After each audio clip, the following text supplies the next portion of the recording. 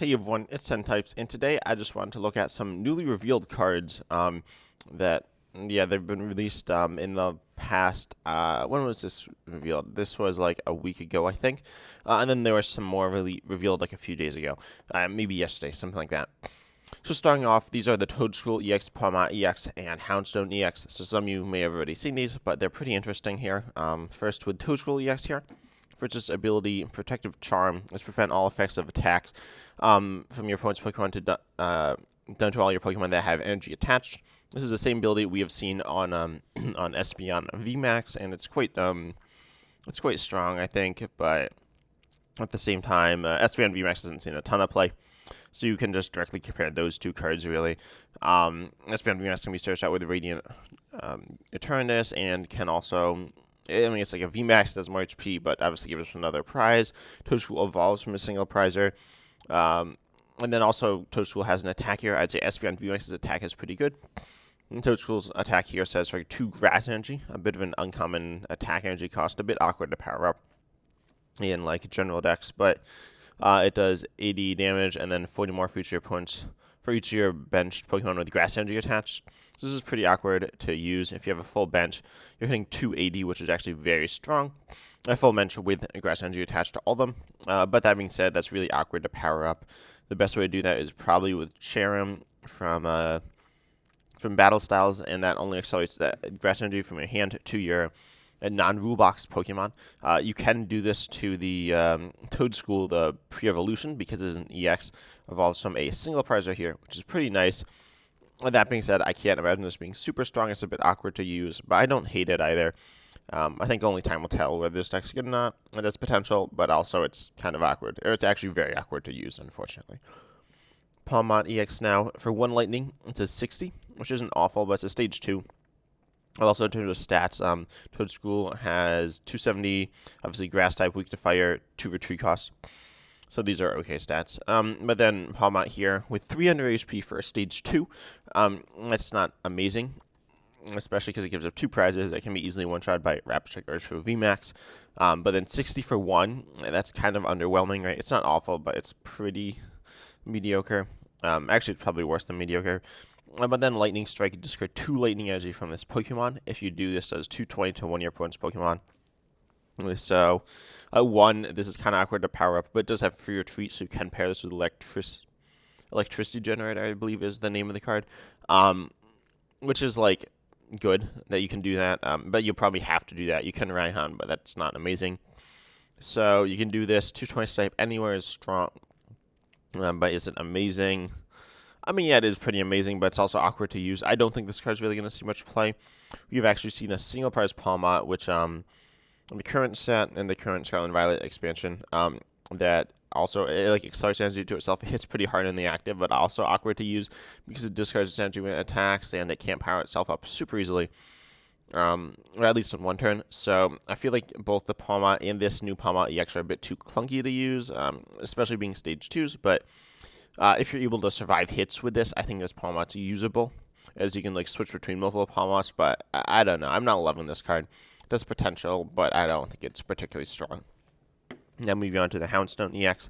And this one's kind of interesting, but also not amazing. We see, and there's another Houndstone, and the pre-evolution is Greavard.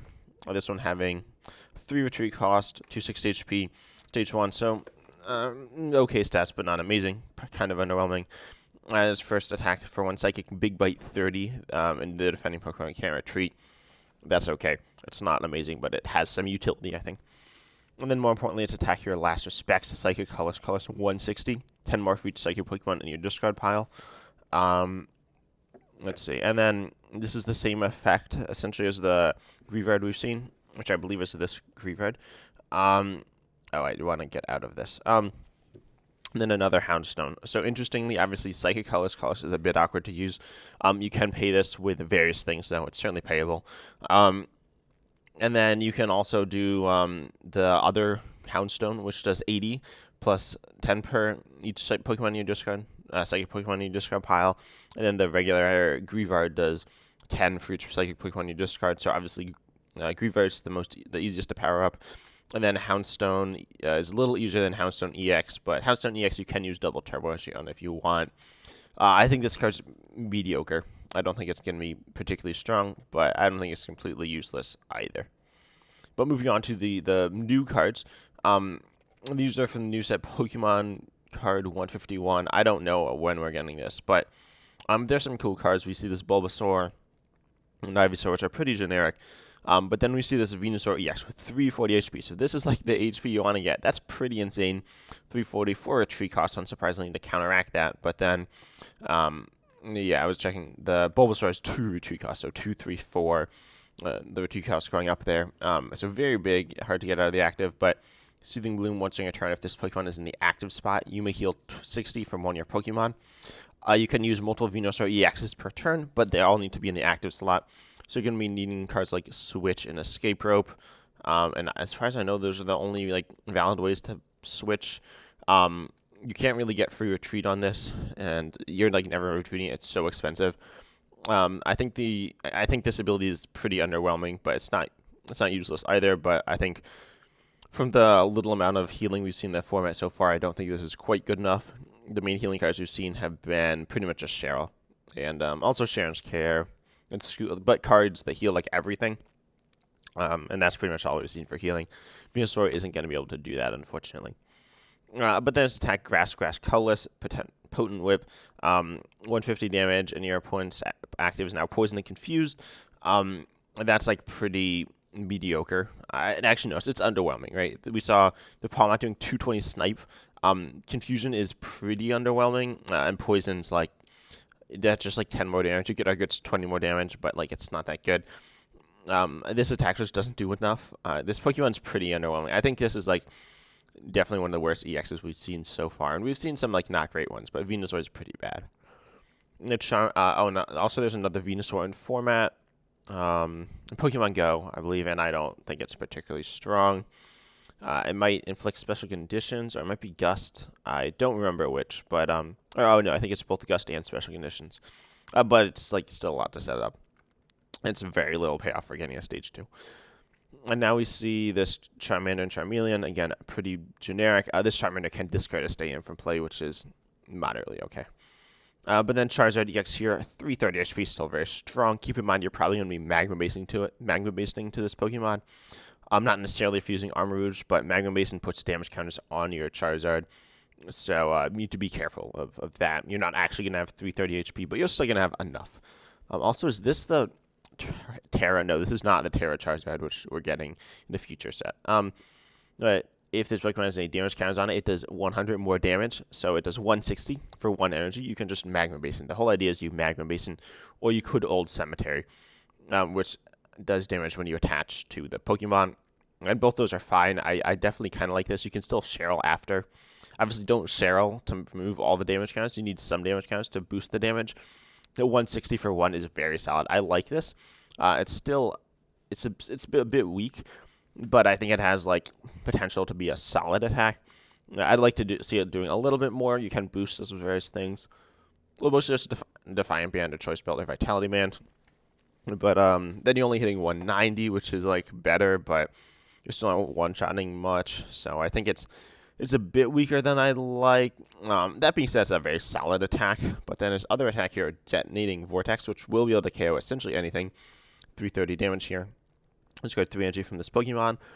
Obviously, this is very hard to do. The idea here is you use the other Charizard from Pokemon Go, which doubles the fire energy attached to all your Pokemon. And then you can do this for 2 energy attachments, which can be relatively easily paid by, of course, your attachment from hand, and then either a Raihan or a Magma Basin. So honestly, I don't hate this card. I think the Charizard EX, the second attack is payable. It's awkward. It's not like super easy to use, but it's definitely usable. So I think this card is honestly a very solid card. So far out of all the EXs we've seen, this is definitely the best. Is it like broken? It's not broken, but I think it has potential to be a very viable deck. It's a stage 2, which of course makes it more awkward, but I think it can work. Now, Squirtle and Wartortle. The Squirtle is immune to damage on a coin flip. That's okay. And then Blastoise EX, which is kind of interesting, but in my opinion, not great. This Pokemon takes 30 less from attacks, so really tanky. 330 boosted up to essentially 360 or more if you're not getting one-shotted. making it a theoretical partner for a stall style deck, but it's still probably not good enough for that. But then Twin Cannons, it's not good enough because it's a stage 2. It has enough bulk, but it's a stage 2. Twin Cannons, 140 times the number. So you discard up to 2 basic water from your hand. It does 140 for each card discard in this way. Also, only 2 water attachments to attack with this is relatively payable. You could use Energy Acceleration, but you might just like play some Raihans and then use manual attachments, I guess. There's Bax Caliber. And then you can also put this with Chin Pao EX, which searches out energies, which is kind of good, but at the same time, I think you might just run Blastoise EX. I don't believe there's a good single prize Blastoise, unfortunately, to pair this with, but yeah, you can just get the energies. It's not that hard to get water energies into your hand, and you can recover them as well. I definitely like this Blastoise. I'm not sure if I love it, though. I feel like the energy is a tiny bit awkward to pay up, and some damage outputs, it's 280. This is still certainly a viable EX, I think. I'm not sure. I think the Charizard's a bit better. The Charizard is certainly stronger. I think the Charizard has more potential and more power, but obviously it has more power. It does more damage, but I think the Charizard is better. I think the Blastoise is a bit underwhelming. I could see it seeing play, though. I think either of them are certainly, these two are the best EXs, and I think those are all the EXs we're looking at today. So Charizard and Blastoise, which are, of course, like some of the most loved Pokemon in the game, have pretty solid EXs here. Now we have some interesting trainer cards here. I think it's just these 3. And yeah, they're actually, I think, all okay. Snatch Arm is kind of weird. Look at your opponent's hand, choose a Pokemon you find there, and put it on the bottom of your opponent's deck. I mean, let's be honest, this is kind of like bad. I don't really know what you're hoping to get out of this. It's very minor disruption, but it could be theoretically useful. It doesn't get rid of it forever. I don't know. It does give you access to your opponent's hand. I don't despise this card, but I definitely think it's a bit of a weird one. I don't know if I like it quite enough for it to see play in any deck. I don't think this card's going to see play. I'll just say that. Is it an awful card? I don't know. It's bad. This card isn't very good. I was going to say all the cards we're looking at are good, but that one is not. Now I'll take a look at Leftovers. This is honestly the card I'm most hyped for. I was super hoping this card would get print in the TCG, and it has as a tool. If the Pokemon this card is attached to is your active, at the end of your turn, heal 20 from that Pokemon. If it didn't have to be your active, it would be super overpowered. But and obviously you can only have one Pokemon tool. It's not an item. You can't search it with item search. But the whole idea here is that you get some tanky Pokemon, such as Blastoise EX, but probably something a bit tankier or easier to get going. And then they don't take too much damage, and Leftovers heals a bunch. It's only at the end of your turn. I would like it a bit more if it was at the end of both turns. Obviously, it would just be better. But you compare this to, I think there's a card called Citrus Berry, which healed 30, and then it just disappeared. Leftovers is super good. You look at most item cards, and they do. I just realized, can you attach as many Pokemon tools? Yeah, you can attach as many Pokemon tools as you want during your turn. It used to be you could do it because they are items, but yeah, you still can do that. So you can stick this on a Pokemon, and then it's gonna heal probably 40, 60 damage, assuming you're trying to keep that alive. And then you can use some more other healing effects, including something like Crystal Cave or even Champions Festival. Let's be honest, Champions Festival is not really in the format, but you could theoretically do it. And then you could also do something like, but Crystal Cave is very solid. I think that's worth it. Or Acuity.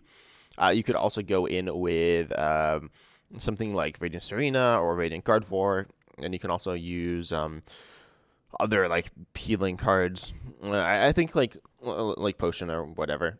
But I think Leftovers is certainly a very powerful healing card that will see play. And if it's not, I think people are just ignoring it because they don't think it's good. But this is a very good card. I think Leftovers is, from what I've seen, definitely the best card that's been revealed within a recent time. Leftovers is pretty insane. Now Eric has Innovation. Support a card. Your opponent reveals their hand. Choose a basic Pokemon you find there. Put it onto their bench, and then you switch that into the active spot.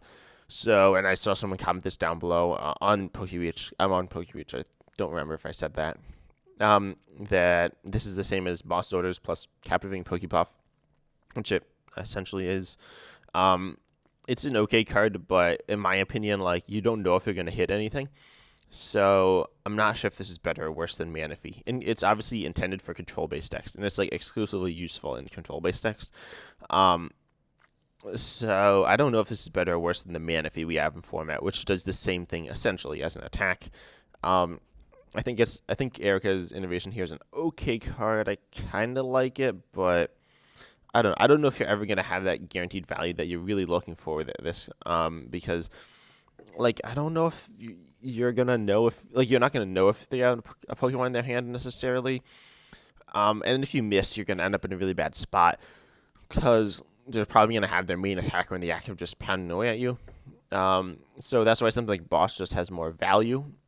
Because you just have that consistent guaranteed value, and you know going into your opponent's turn that you'll be okay, or you'll know that you're not okay. And so obviously you'd rather be okay than not okay. But I think you want the knowledge, and I don't think Erica's Innovation actually gives you that knowledge that you're looking for. This is where I was going to say a card like Snatch Arm actually works. It gives you knowledge of your opponent's hand, but it actually gets rid of the Pokemon, which is like really weird. I didn't even realize this before. Snatch Arm and Erica's Innovation are like inverse cards with moderately similar effects, but they literally like have anti-synergy with each other. So I think Erica's Innovation is an okay card, but I don't know if I'll end up seeing a lot of play because I think it's too weak, unfortunately, or fortunately. It's a bit of an annoying card. I think Manaphy's better as well. I would have rather seen this do it from somewhere else maybe, but I don't know. I think that these are cool cards that they revealed, and I'm excited for the new sets. As always, right? The game's cool now, but there are so many cool things to explore as well. But I hope you enjoyed this video. Comment down below anything you want to see, like content-wise, from me as well, because I'm really enjoying making it. But I hope you enjoyed, and as always, I'm excited to see you in the next video.